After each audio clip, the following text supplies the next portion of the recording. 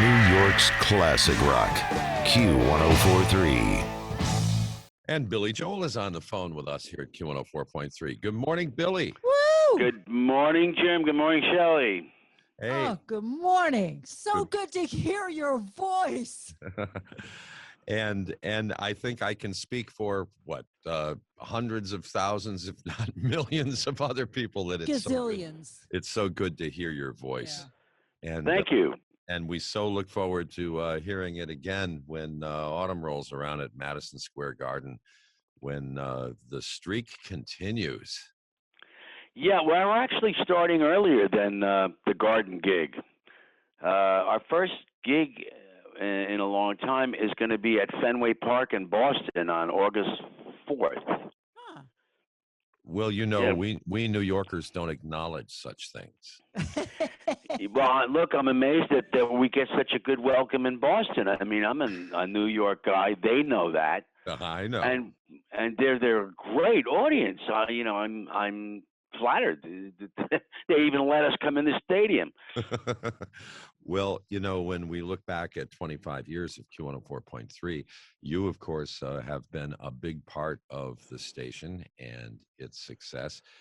For every single one of those years, you were up at the top of the rock pantheon back in 1996, and you continue to be there today. As a matter of fact, your role has not only not diminished, it's actually increased in importance over the years. Which shocks the hell out of me. I said, yeah, I'll play at the Garden as long as there's a ticket demand, assuming that it was going to kind of peter out, which hasn't happened. So I'm maybe playing there the rest of my natural life. Well, if you remember, Billy, I was there that day when we made the announcement that Yes. at Madison Square Garden that you were going to perform once a month. And the audience at the Garden for the announcement that day, obviously, the cynical members of the press. Skeptical. And there were people saying, and I could hear them saying, oh, how long is this going to last? How long is this going to last? Well, you showed them, Billy. Well, we were saying the same thing. we were like going, okay, well, for as long as it lasts, it'll be great. And we just assuming that it would, like I said, it would kind of diminish, but it's actually increased. Mm-hmm. Yes, So, it has. So you got me, man. And for me, it's been, you know, such an honor to have walked onto that stage with you twice to raise the banners up to the rafters. And at Q104.3, before we arrived, before Shelley and I were hired here, Bob Buckman was the program director and the morning show host, and Right. And he teamed up with you to raise just gigantic sums of money for local charities through the station. Remember that? Yes, I do. Yep. And that was the Radiothons that Q104.3 sponsored. Right. For Charity Begins at Home. Yes, that's a while ago now. And Hey, Billy, and then, Billy, I was just wondering, what have you been doing during the pandemic since you were, I mean, you know, you're so used to performing night after night and just that was your life. What on earth were you doing? Well, to tell you the truth, I was having fun with my little kids. I got a 3-year-old and a 5-year-old now. And I got to spend a lot of time with them that, you know, I guess a lot of parents had this when the kids weren't going to school. But, you know, for many, many years I was on tour all the time and I didn't get to be at home as much as I wanted to. So this was a kind of a welcome thing for me. I got to be with my children and spend good quality time with them. And I really appreciated that. It's been great. Oh, It's been good for me. did you spend most of the time in Oyster Bay? Between Oyster Bay and Florida, yes. Shelley, you should see his motorcycle shop someday in Oyster Bay. Oh, I've seen pictures. Oh my God. How many do you have, Billy? Well, there's over 100 now. I've actually lost count. We're jammed to the rafters. We're in the original Ford dealership for Long Island, and it's about 5,000 square feet in the town of Oyster Bay.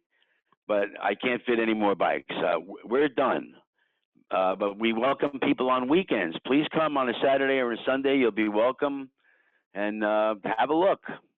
I mean, it's beautiful. I mean, it's really it's a museum basically, and it's just a magnificent place to visit. And Oyster Bay is such a nice town. So if you were going to, you know, take a day trip to Oyster Bay, it's a great walkable town. Just include Billy's motorcycle shop on your itinerary. Also, I remember, Billy, that we had a group of Q104.3 listeners join us at the Hard Rock Cafe, and you conducted an extraordinary master class. Remember that? Yeah, sure. I used to do that all the time. As a matter of fact, I kind of miss that. Those are fun. I get to be Professor Bill. And, you know, I have a lot of information in my head that I don't normally get asked, but, you know, students of music are great people to ask questions because they pose relevant questions. And I got all this information in there, and it's a good way to share it. Well, you know, Q104.3 became a classic rock station on this day in 1996. I came to the radio in New York City in 1974. There hasn't been a day that's gone by that I haven't been asked by a listener to play a Billy Joel song in all those years. So Really? it gives, and you know that's true.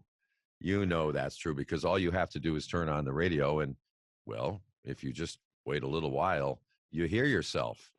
You know that. Well, yeah, but I've actually been listening to a lot of kids' music because of the kids. Have You you know, ever have you ever thought about creating any? children's songs? Yeah. Yeah. I actually did that for an album that came out a long time ago that was produced by Lucy Simon. She's Carly Simon's sister. Mm-hmm. And I don't remember the name of it, but it was a song called "I Got a Friend That Nobody Knows," and it was my first attempt at writing a song for children. And I've actually been writing music all along, even though I haven't been making songs or recording songs. I've never stopped writing music, so I have a lot of stuff that could possibly turn into children's songs. Yeah, so it's possible. Could you do, you can envision a children's album, a Billy Joel children's album? It's a possibility. Anything's possible. The most important thing to me right now is just the fact that I'm continuing to compose music. Mm-hmm. That's my main interest. Well, I imagine, considering the prodigious output of your remarkable career, that music sometimes seems like it just invades your head, almost as if it's an involuntary action where it's just there. Yeah, you're right. I actually dream it at night, and it's not something you can turn off. Although sometimes I wish I could. But I wake up every morning and I'm whistling or I'm humming. I don't even realize I'm doing it. And it's usually from a dream I had. I dream music all the time. And I'm lucky that way because that's another good way to compose. You just dream up the stuff. Well, you know, and it worked for Keith Richards. It worked for Paul McCartney. Yes, it does. And I welcome it. You know, Billy, you gave me one of the highlights of my life because I was the only radio reporter with you in Russia, and you were the first American rocker ever to perform in Russia. And if you remember that first night in Moscow, we didn't know what to expect. The troops were there ringing the stage, and we just did not know. No, nobody knew. It was a little bit scary because they had never experienced a full bore production with the same equipment we would use at a place like Madison Square Garden, with staging, the sound system, the lighting. They never heard volume like that. And at first, I don't know if you remember, they were kind of scared. Yeah. Because of the volume of it. They never heard that loud a concert. And of course, all the big shots, the Communist Party big shots, got all the good seats in the front. But we drove them away with the loudness, and then all the kids in the back came up and filled in those seats, and then we had a really good show going. You remember that? And yes, and I remember dancing in the aisles with the troops. I mean, that was insanity. They were dancing. Yeah, even the Russian soldiers started rocking out, throwing their hats in the air, and I think some of them got in trouble because they were too busy rocking out to do security. They didn't really know how to deal with the audience enthusiasm because they hadn't had it before. And this time, it felt like a breakthrough when we did that. I felt like we had an impact on the Cold War right then and there. And appropriately, you were performing from your Bridge album. I mean, how appropriate is that? Yeah, it worked out pretty good, didn't it? Oh. And if there's anybody who has grown accustomed to those enthusiastic audiences all over the world, appreciating the music that he created right from inside his head, that would be you, Billy Joel. Just think, that gift that you have, you've been fortunate enough to be able to share with millions and millions and millions of people all over the world. Every single day, thoughts that you originally had in your head are a part of not only someone else's thoughts, but a part of somebody else's hearts and their souls. And that's just a massive contribution to humankind that artists like you have been able to make, through the years, through the centuries. And thank you. Well, I'll tell you what, I picked a great job. When I advise people, when I go to these commencement exercises and when I do master classes, look, pick a job that you like, because if you pick a job that you hate, your life's going to suck. Mm-hmm. So, try to find a job that you like doing, because you're going to need to do some kind of a job. I actually, you know what? I don't even know that I picked the job. I think the job picked me. I didn't realize I had a choice. I was driven to be a musician, and I think most successful musicians have that same thing, almost as if the job picked them. Did you ever have another job? Oh yeah, are you kidding? I'm a musician. Well, what? Well, what did you do? I pumped gas. I painted houses. I did construction. I was a rock writer at one time for these underground magazines back in the 60s. I did landscaping. You name it. I had all kinds of jobs. Musicians have actually a lot of times have a hard time making ends meet just by playing in clubs at night and making music. It's not easy. It's not an easy life. You got to be super committed to do it, and there'll be times when you feel like it's futile. Like, what am I doing? I'm banging my head against the wall. I'm not making any money. What am I going to do? And if you stay with it and you're good, with any luck, you'll break through. But I was one of the lucky ones. I mean, I didn't know Piano Man was going to be a hit record. It was so non-typical of hit records that I didn't think it would be that, and it turned out to be a hit record for all crazy things. it turned out to be a standard, Billy. Yeah. Who knew? It's an American standard.